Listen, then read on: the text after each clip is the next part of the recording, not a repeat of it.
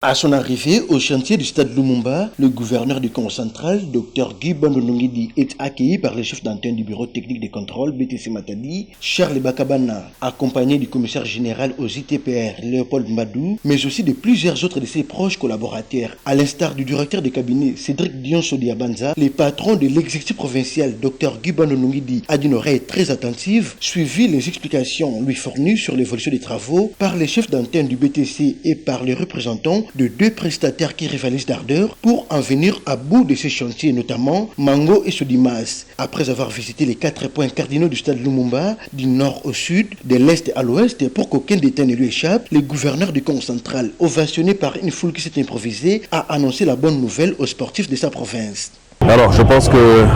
il y a quelques semaines, nous sommes passés ici pour visiter le stade, en tout cas le chantier. Et lorsque nous sommes passés, les travaux étaient malheureusement en ralentissement. Donc il a fallu que,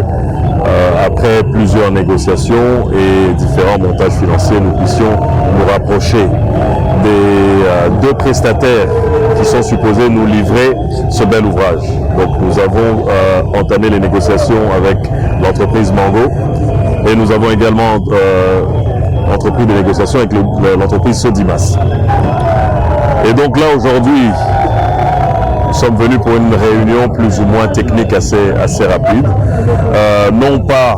comme étant une énième visite de site qui n'aboutira pas, mais cette fois-ci nous sommes venus avec la bonne nouvelle pour annoncer à nos camarades sportifs que très bientôt nous allons rendre public le chronogramme pour la suite de l'exécution des travaux. Et grâce à ce chronogramme, nous aurons plus ou moins une date précise pour la fin des travaux. Cette visite qui intervient au lendemain du fructueux échange que l'autorité provinciale a eu avec les Chinois de l'entreprise Mango est une preuve éloquente de la ferme volonté et de la détermination du docteur Guy Bandonongidi d'offrir à la population matadienne en particulier et celle du Congo central en général leur temple sportif tant attendu dans un délai raisonnable.